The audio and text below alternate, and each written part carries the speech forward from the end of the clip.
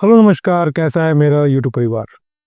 आज के वीडियो में हम लोग बात करेंगे कि कोई भी बैंक हुआ, एनबीएफसी कंपनी हुआ या कोई फाइनेंशियल इंस्टीट्यूशन है, क्या उनके पास ये सीधे अधिकार होता है कि जाके वो आपके ऊपर सीधे तौर पे केस कर दे। और कई बार तो आपने रिकवरी एजेंट को या किसी भी जो बैंकिंग साइट से बात करते हैं वो बोल देते हैं कि हम आपके ऊपर केस करने जा रहे हैं, लोकल थाने में करने जा रहे हैं, कोर्ट में करने जा रहे हैं, या बहुत अलग अलग चीज़ें होती हैं।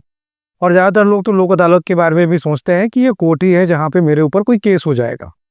तो इसकी बेसिक सच्चाई क्या होती है? क्या कोई भी कंपनी के पास इतना अधिकार होता है कि वो आपके ऊपर जाके सीधे तौर पे केस कर सके? और इसका नुकसान क्या होता है, इससे कैसे बचा जा सकता है, और किस किस तरह के केसेस होते हैं जिसको आपको हैंडल करने हैं, सारी चीज़ें बताएंगे वीडियो में। और बैंकों का क्या अधिकार होता है।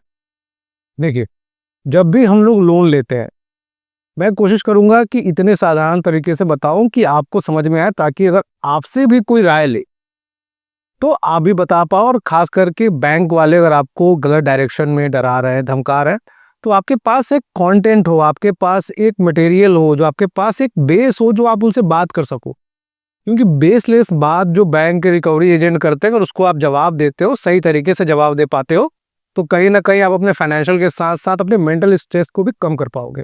देखिए, होता क्या है कि जब भी हम लोग किसी भी बैंक से, एनबीएफसी कंपनी से जब लोन लेते हैं, तो ज़्यादातर केसेस में मैंने देखा है कि कोई भी उनके नियम कानून, जो उनके टर्म्स एंड कंडीशन है, उसके बारे में ना जानने में इंटरेस्टेड है, ना जानना चाहता है। उनको लगता है कि बैंक से बस किसी तरह लोन मिल जाए, हमारी प्रॉब्लम सॉल्व हो जाती है।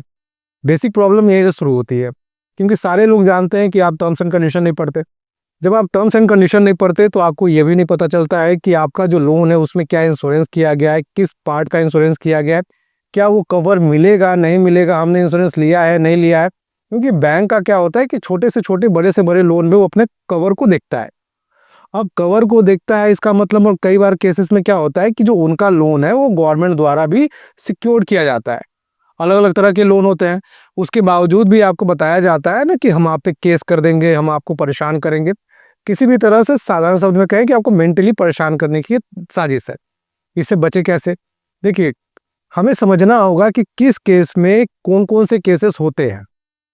सिक्योर लोन है, अनसिक्योर लोन है, तो सब में तो एक केस होता होगा नहीं। क्योंकि देखिए, जहाँ पे अनसिक्योर लोन में बैंकों के पास कुछ नहीं होता, वहाँ पे सिक्योर लोन में उनके पास एज अ सिक्योरिटी होती है। अब क्या होता है कि जब हम लोग बात करते हैं सिक्योर लोन के, सबसे पहले, क्योंकि इसका एक छोटा पार्ट है जो आपको तुरंत समझा देंगे।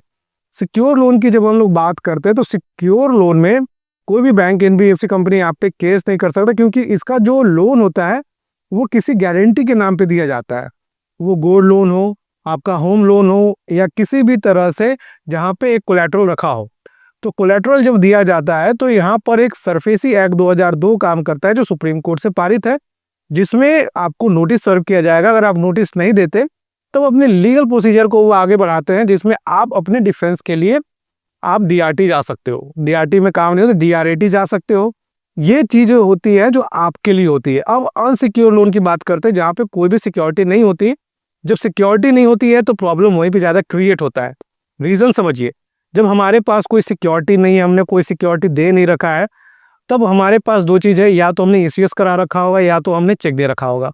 और ईसीएस और चेक दोनों अलग अलग लोग समझते हैं। लोग डरते नहीं, क्योंकि बोलते हैं हमने सर चेक नहीं दिया। ईसीएस चेक का इलेक्ट्रॉनिक वर्जन है।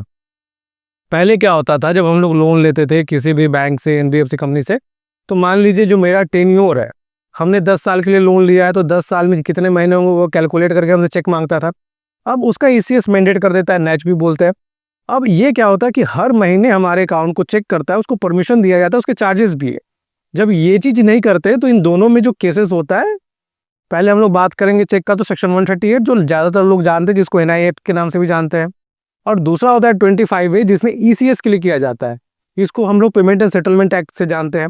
और दोनों की अगर रूल के बात करें तो इसमें भी 2 साल का सजा है और 100% पेनल्टी है। 100% पेनल्टी में भी लोग कंफ्यूज होते हैं। अगर मान लीजिए हम लोग नहीं देंगे तो जो कोर्ट में इम्पोज होगा, तो क्या सीधे 100% लगता है? नहीं, 100% कोई भी केसेस में सीधे तौर पे आप पे नहीं लगाया जाता है। 100% तक लगाया जाता है। और वो भी कब लगाया जाता है? भगवान न करे अगर बैंक ने आप पे केस किया है तो समन भेजता है। तो लोग क्या करते हैं, समन को भी इग्नोर करते हैं, वो जाते नहीं है। समन जब आए, जाइए बिल ले लीजिए। एटलीस्ट आप एक बार जाइए। अगर आप एक बार चले जाते हो तो बाकी का चीज़ें हैं वो आपको एडवोकेट हैंडल कर लेते हैं। एक बार जाके बिल लेना, उसके बाद कुछ भी नहीं होगा। उसके बाद जो भी समझौता है बैंक और आपके बीच जो होना है वो कोर्ट में हो जाएगा या लोक अदालत में हो जाएगा, पर एक बार जाना पड़ता है। तो यहाँ पर ये जो केसेस होते हैं, अभी भी सवाल वही बरकरार है, क्या ये केसेस सीधे कोर्ट में कराए जा सकते हैं? तो नहीं। सबसे पहला इसका रूल है, जब भी हम लोग किसी भी बैंक से, एनबीएफसी कंपनी से लोन लेते हैं, छोटा हो बड़ा हो, तो उसका रूल ये बोलता है कि सबसे पहले एनपीए होने का वेट किया जाता है। एनपीए आपको 90 दिन में लगता है, और कई केसेस में आप एनपीए को भी रोक सकते हैं। तो लोग पूछते हैं सर एनपीए कैसे रोका जा सकता है? एनपीए को रोकने का बहुत सिंपल सा तरीका है, आपके लोन अकाउंट में ट्रांजैक्शन होना चाहिए। अगर आपके लोन अकाउंट में ट्रांजैक्शन दिखता है तो वो एनपीए खाता नहीं होता है। अगर आप लोन अकाउंट में ट्रांजैक्शन नहीं करते तब जाके वो एनपीए होता है।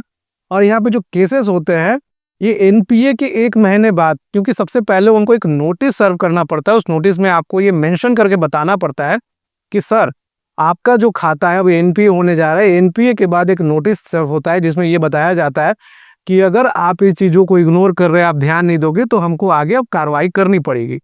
इससे पहले कोई कार्रवाई नहीं हो, कोई भी आपको बोल रहा है ना कि सीधे तौर पे हम जाके आप पे कंप्लेन करेंगे, केसेस करेंगे, तो ये कहीं से भी कोई भी पॉसिबिलिटी नहीं है। जय हिंद, वंदे मातरम।